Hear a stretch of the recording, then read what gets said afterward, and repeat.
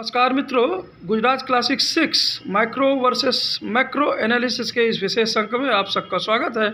मैं हूं मनीष जायसवाल। निसंदेह 2017 का पाटीदार आंदोलन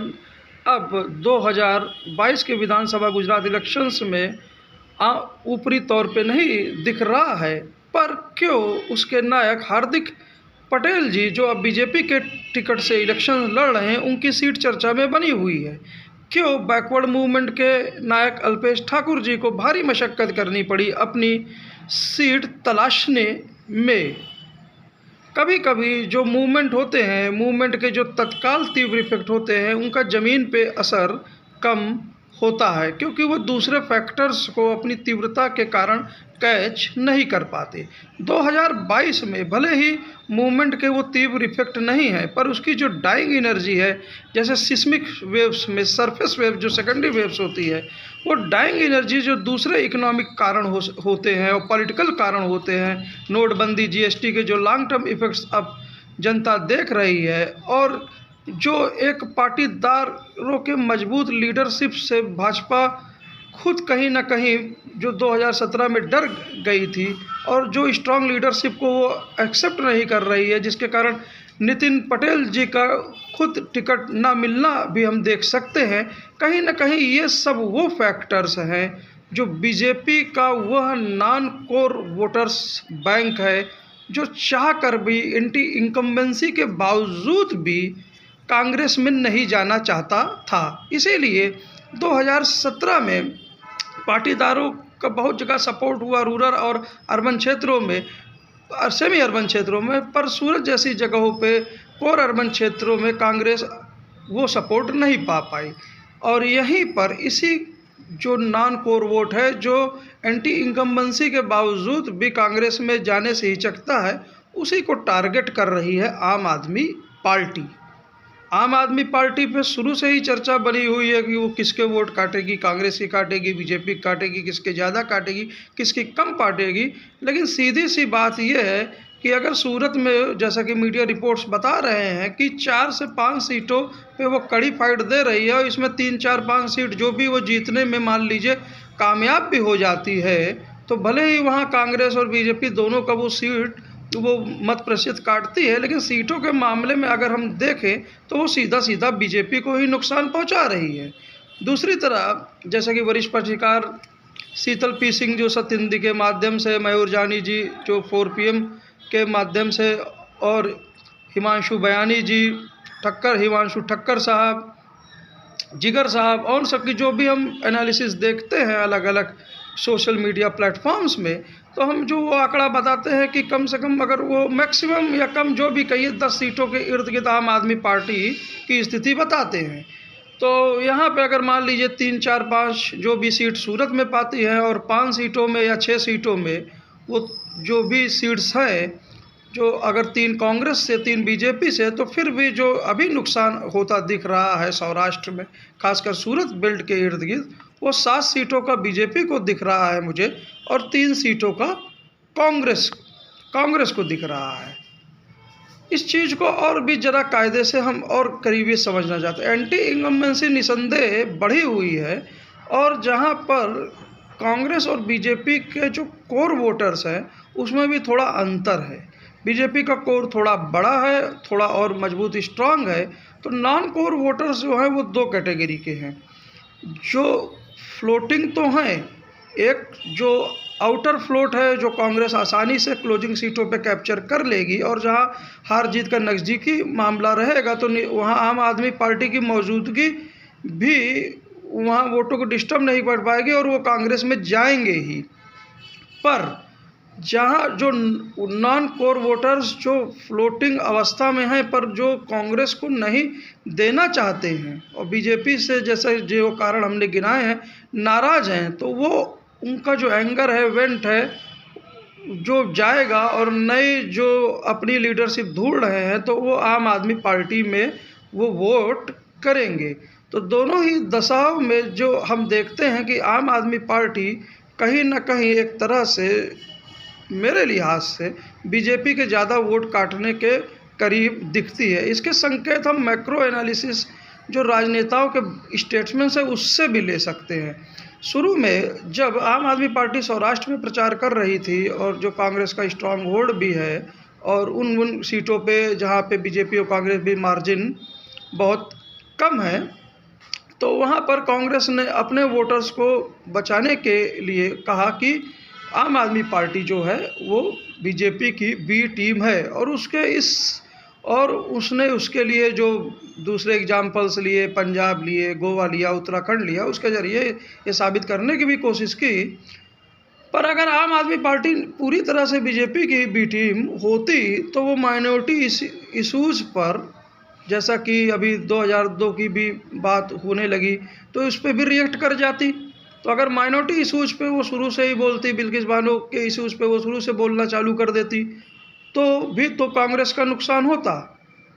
तो ऐसा मैं इसलिए नहीं कह रहा हूँ कि आम आदमी पार्टी कांग्रेस की हितैषी है, मैं इसलिए कह रहा हूँ कि आम आदमी पार्टी अगर ऐसा बोलती तो जो उसके जो ये नॉन कोर वोट्स और वो जो बीजेपी को देना तो नहीं चाहते लेकिन कांग्रेस को भी नहीं देना चाहते, वो जो वोट है, असल वोट आम आदमी पार्टी का वो है, वो डिस्टर्ब हो जाता। और जो सूरत कंस्टिट्यूएंसी में जहां उन्होंने नगर निगम के इलेक्शन जीते हैं और जो पाटीदारों के मध्य जो उन्होंने पैठ बनाई है और सेमी अर्बन क्षेत्रों में भी बनाई है, वो पूरी तरह डिस्टर्ब हो जाता। जो उनकी सीटें निकलने भी वाली होती 8-10 जो भी है वो भी रह जाती। अब आते हैं थोड़ा माइक्रो एनालिसिस में। तो रूरल जो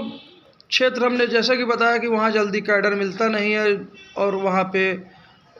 जल्दी दूर दूर तक जाने में उस तरह से मोबिलाइजेशन हो भी नहीं पाता, तो आम आदमी पार्टी शुरू के प्रचार के बाद अब वहाँ उसका इफेक्ट दिख भी नहीं रहा है। सेमी रूरल सेमी अर्बन क्षेत्रों में जहाँ कांग्रेस या बीजेपी में ज़्यादा मार्जिन्स का अंतर है, वहाँ पे भी उन्होंने अपनी एनर्जी उतनी नहीं लगाई है। जो उनकी एनर्जी लगी हुई है वो कांग्रेस और बीजेपी जहाँ पर कम मार्जिन के क्षेत्र हैं वहाँ पे उन्होंने एनर्जी लगाई है semi rural semi urban backgrounds में। अगर सूरत के अर्बन क्षेत्रों को छोड़ दे तो वहाँ पर ये जो सीट्स हैं करीब करीब 25 से 30 जो दिखती हैं, अगर इसमें 20 सीटों पे भी आम आदमी पार्टी ने मजबूत कैंडिडेट्स अपने खड़े किए हैं और जो हमने बैकग्राउंड अभी बताया है उस बैकग्राउंड से अगर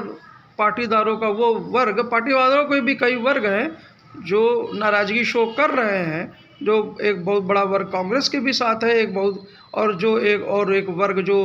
कोर आइडियोलॉजी के हिसाब से बीजेपी के साथ तो है ही है, लेकिन जो बीजेपी के साथ नहीं जाना चाहता तो उसने आम आदमी पार्टी में जो अपना रास्ता देखा है। तो वहाँ पर इन 20 सीटों में जो आम आदमी पार्टी जो एक, जैसा कि शंकर सिंह वाघेला साहब ने अपने द वायर के साथ आरफा खानम सेलवानी जी के साथ दिए गए इंटरव्यू में बताया कि आम आदमी पार्टी उस हंसिए फरसे की तरह है जो लकड़ी काटते समय, मारते समय या वापस लौटते समय दोनों तरफ ही वो डेंट मारेगी। तो इन सीटों पे ये जो 20 सीटें बहुत ही क्रूशियल्स हैं और वहीं पर निर्णय होगा कि वास्तव में इसने किसको ज़्यादा नुकसान पहुंचाया। लेकिन अगर उसको छोड़ भी थे तो अभी जो मैंने 7 की टैली बताई वो सीधे सीधे तो यहाँ पे बीजेपी को ज़्यादा नुकसान है, कांग्रेस को 3 ही नुकसान है। और अगर मेरी थ्योरी सही है और पाटीदारी का जो उनका और जो व्यापारियों का जो एक नया ग्रुप उनके साथ खड़ा हुआ है, तो कहीं ना कहीं जो मेजर वोट प्रतिशत और जो मेजर डेंट लगने वाला है सौराष्ट्र में वो बीजेपी को ही लगने वाला है। इस पूरी एनालिसिस को अब हम नेताओं के स्टेटमेंट्स में फिर एक बार और थोड़ा आगे समझने की कोशिश करते हैं कि शुरू में बीजेपी ने आम आदमी पार्टी को ये समझ के प्रचार प्रसार खूब अच्छे से भी करने दिया, हिमाचल की तरह बहुत ज़्यादा प्रेशर नहीं दिया कि कहीं ना कहीं उसने पुराना एग्जाम्पल है ये कांग्रेस के वोट ही काटेगी। कांग्रेस ने बी टीम और इत्यादि की थ्योरी बताते हुए और जो उन्होंने स्वयं माइनॉरिटी इशूज़ पे नहीं बोला आम आदमी पार्टी ने, और राहुल गांधी जी ने नेशनल लेवल पे उनके जो राष्ट्रीय प्रवक्ता हैं उन लोगों ने पवन खेरा जी ने जो बिल्किस बानो जी के मुद्दों पे भी जो बोलते रहे, उससे जो माइनॉरिटी और सेकुलर वोट्स हैं वो कांग्रेस का एक तरह से फिक्स होता गया। और गणेश लक्ष्मी जी की जो बात जो नोट पे अरविंद केजरीवाल जी ने की, तो कहीं ना कहीं ये जो विशेष पाटीदार वर्ग है, व्यापारियों का वर्ग है जो बीजेपी के ज़्यादा करीब है और जो वास्तव में कैंडिडेट्स भी आम आदमी पार्टी को प्रोवाइड कर रहा है, ये ना हाथ से छूटे। और सॉफ्ट हिंदुत्व की इसी राजनीति में कुछ लोग तो इसको आरएसएस का भी ऊपर से हाथ बताते हैं, सहयोग बताते हैं। तो कहीं ना कहीं ये सब जो